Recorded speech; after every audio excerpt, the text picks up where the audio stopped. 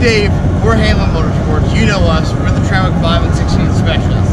But today, we are at, as you can see behind me, the Goodguys car show sponsored by Grundy Classic Car Insurance. Now, it's 2021, people are out, people are having fun, the weather's beautiful, we've got a lot to show you. Cars coming in, the autocross going on, we've got a vendor row, we have so many cars. We're going to do a quick fast roll so you can just see the lines. I'm having a great time, so is everybody else. We've got a couple folks we're going to talk to inside where our booth is. Beautiful Corvette, an amazing Mopar with our stuff in it. You get to hear from those guys, hear their experience, hear what they're doing to their cars, and you've got to see their cars.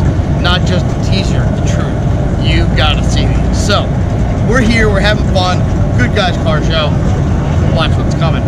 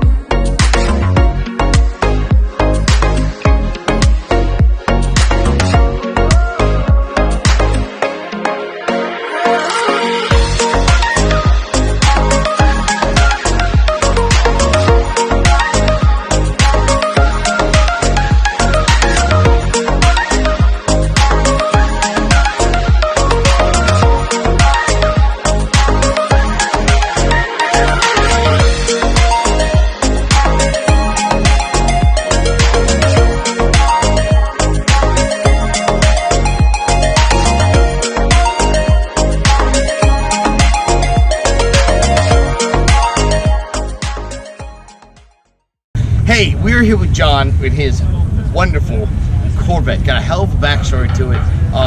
This isn't my show, it's his. So I'm turning this over. Please, tell me the story, tell me what runs, tell me what that piece of jewelry is. We want to know. So, this is a 68 Corvette. My dad bought it in 1982. I was 10. We raced it for years, did all kinds of stuff with our Corvette club, had a lot of fun with it. And unfortunately, he passed away unexpectedly in 2010. I inherited the car. Really wanted to keep racing it and doing stuff. Was looking into the 5-speed situation. Got talked into a 5-speed from another company, who shall remain nameless, and had problems with it. Car wouldn't shift. Just really upset with it. Very expensive transmission. Got referred to Hanlon Motorsports. Called, talked to Linda Hanlon. She knew exactly what my problems were. She said, Bob can completely handle this, we'll take care of it. So pulled the motor out, pulled the trans out, took it to Hanlon Motorsports. Bob did the trans, did synchros, redid the shifter, actually moved it. It went back to a rail style deal, no side shifter, and put it in the car, went racing with it, and it was literally like a totally different transmission. I bracket race this car on a regular basis. It's got a 355 in it. Ironically, it's not all built up. It's just a L79 cam 350, but we have a 9-inch in it, 4-link. with the Hanlon 5-speed. We leave at 6,500 RPM on the rev limiter. I have beat this car to the tune of 200 to 300 drag strip passes, and it drives perfect. On the way out here to Goodguys today, was actually shifting it without the clutch on Route 30 because I can, and love it. Love the product.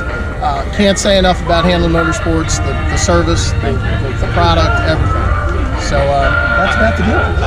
I gotta be honest, it's such a cool story, it's a nice backstory, but the fact that you're not afraid to go out there at 6,500 and say, hey, watch this, and it holds grips, and you street drive a car with more passes than some guys race cars can handle. I literally applaud everything from you keeping it going to what you've done to it. And what's your next plan? You told me earlier you're trying to go somewhere. Long-term plan is drag week. Realistically, it's probably 23. I don't think we're going to be able to do 22 because of family and business commitments. But family first. The goal is we're going to rebuild this 355. We'd like to get it into the high 10s, and we've built the drivetrain for it. We'll probably have you guys go back through it once we get it out to do the new motor. But you know, realistically, I can't say enough about this product. And like I said, I abused this car. It won the burnout contest at Corvettes at Carlisle 3 years ago. Bracket raced it, won multiple top eliminators with it. It's ridiculously consistent, even though it's a stick. So it's a good driver, as they say, and it's great to drive. That's fantastic. I thank you for the kind words. Thank you for the time. I will be watching this car. I want to see where it goes. John, I mean when I say it's wonderful. Don't stop. All right. Thank you. Thanks, man. A pleasure. Thank you so much. Awesome guy right there. Thanks, folks. Beautiful day. We are totally enjoying the sight, the sounds, all the cars. I mean, look behind me. Iconic York Fairground. Got vendors looking down here. I got food vendors behind me. Gotta eat, you know it is. This is a phenomenal show. Big time cars, big time money out here. Fantastic people. Everybody will be happy and smiling. And again, I mean, come on, look at the backdrop, look at the weather. We got our booth inside, and you'll see that in a minute. But my goodness, do I want to stay out here all day. Again, check out the site, check out the sounds. There's still cars rolling in. I can't believe it.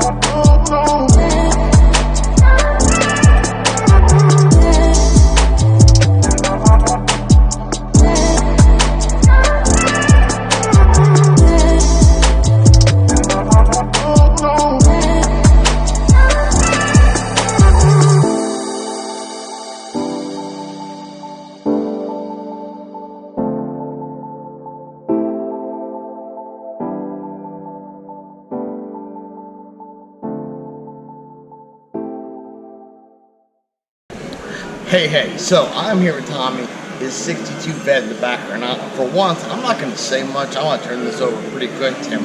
I want you to hear this man's backstory. I want you to see this man's car. I want you to pay attention to the coolness that's about to come to you. So, the floor is yours. Well, this is my 62 vet.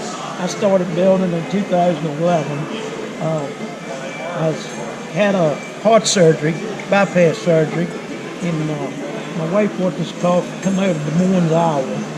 And while I was in the hospital, and got home and course, I started working on it like right away. I wasn't supposed to do anything for like 2 months, but I think in 2 weeks I was down underneath this car.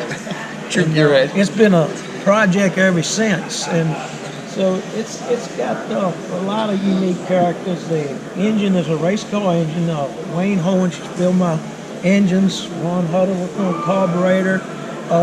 Different ones that I raced with during my racing career, which lasted about 35, 40 years, had something to do with this car. My crew chief Bobby King and I did all the work on it. It's very special to me in a lot of ways because everything on it, we did everything except paint it and do the interior. We built it from the ground up. It's got race car suspension, coilovers all the way around, 4-link on the back, got a 9.5-inch forward, 375 gears, a Hanlon transmission, 5-speed, got a 288 low.